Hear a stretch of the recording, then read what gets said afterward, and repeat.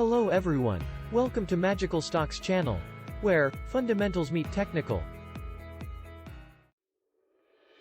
Ang PSE Index ay bumaba mula 6,907.79 noong June 11, 2021, hanggang 6,851.38 ngayong June 18, 2021. Ang performance na ito ay katumbas ng minus 0.82% na pagbaba sa index para sa isang linggo. Ang aming Magical Stocks ay tumaas naman mula 500.27k pesos hanggang 501.23k pesos, katumbas ng 0.19% na pagtaas sa aming investment. Sa kabuuan, ang kinita ng aming investment ay tumaas mula 49.17k pesos hanggang 50.12k pesos. Ia-update namin ang tatlong batches ng Magical Stocks kasama ang 5 experimental Magical Stocks para sa video ngayong linggo. Bago tayo magpatuloy sa ating update at kung interesado kang mag-invest gamit ang aming Magical Stocks o nais lamang na i-check ang pagiging epektibo ng aming sistema, mangyaring i-like ang channel na ito, mag-subscribe at pindutin ang notification button upang mapanatili kang updated kada linggo.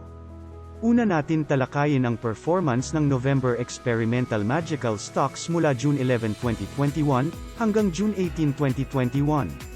Narito ang aming worksheet para sa November Experimental Stocks. Ang top performer ay DMC na tumutubo ng 11.89%, habang ang list performer ay MEG na natatalo ng minus 21.27%. Merong tayong isang signal ng sell sa ating 5 experimental stocks. Tingnan natin ang trend na nagsimula naming i-monitor noong November 2020.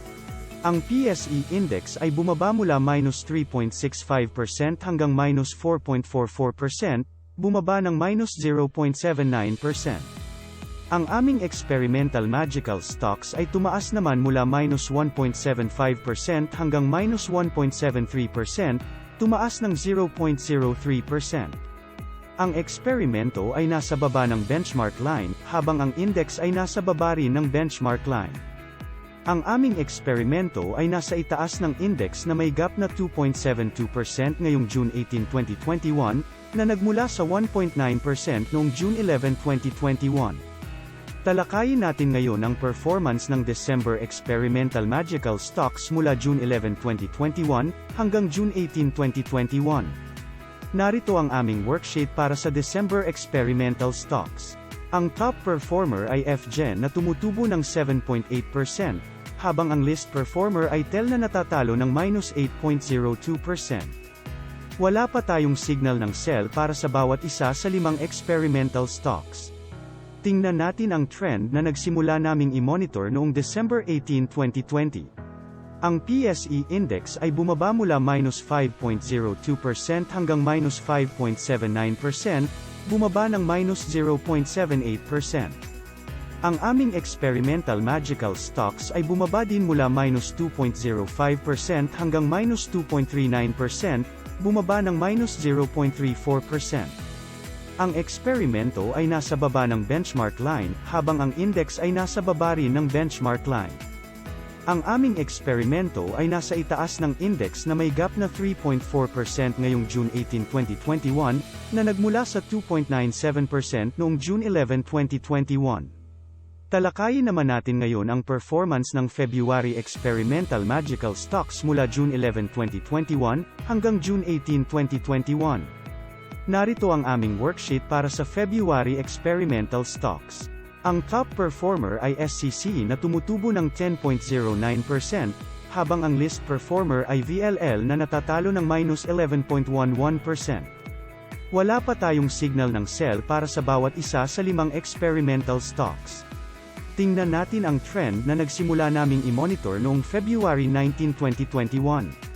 Ang PSE Index ay bumaba mula minus 0.27% hanggang minus 1.08%, bumaba ng minus 0.81%. Ang aming experimental Magical Stocks ay tumaas naman mula minus 3.23% hanggang minus 1.86%, tumaas ng 1.36%. Ang eksperimento ay nasa baba ng benchmark line, habang ang index ay nasa baba rin ng benchmark line. Ang aming eksperimento ay nasa ibaba ng index na may gap na minus 0.78% ngayong June 18, 2021, na nagmula sa minus 2.96% noong June 11, 2021. Talakayin naman natin ngayon ang performance ng March Experimental Magical Stocks mula June 11, 2021, hanggang June 18, 2021. Narito ang aming worksheet para sa March Experimental Stocks. Ang top performer ay DMC na tumutubo ng 24.2%, habang ang least performer ay FGen pero tumutubo ng 3.05%. Wala pa tayong signal ng sell para sa bawat isa sa 5 experimental stocks. Tingnan natin ang trend na nagsimula naming i-monitor noong March 19, 2021. Ang PSE Index ay bumaba mula 7.33% hanggang 6.45%, bumaba ng minus 0.88%. Ang aming experimental magical stocks ay tumaas naman mula 10.97% hanggang 11.18%, tumaas ng 0.22%. Ang eksperimento ay nasa taas ng benchmark line, habang ang index ay nasa taas rin ng benchmark line. Ang aming eksperimento ay nasa itaas ng index na may gap na 4.73% ngayong June 18, 2021, na nagmula sa 3.64% noong June 11, 2021. Talakayin naman natin ngayon ang performance ng may experimental magical stocks mula June 11, 2021, hanggang June 18, 2021. Narito ang aming worksheet para sa may experimental stocks. Ang top performer ay AEV na tumutubo ng 22.3%, habang ang least performer ay TEL na natatalo ng minus 1.64%. Wala pa tayong signal ng sell para sa bawat isa sa 5 experimental stocks. Tingnan natin ang trend na nagsimula naming i-monitor noong May 21, 2021.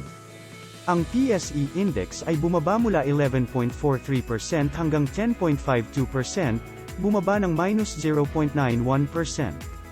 Ang aming experimental magical stocks ay bumaba din mula 11.29% hanggang 9.74%, bumaba ng minus 1.56%. Ang eksperimento ay nasa taas ng benchmark line, habang ang index ay nasa taas rin ng benchmark line. Ang aming eksperimento ay nasa ibaba ng index na may gap na minus 0.78% ngayong June 18, 2021, na nagmula sa minus 0.13% noong June 11, 2021. Narito ang aming worksheet para sa 3 batch ng magical stocks.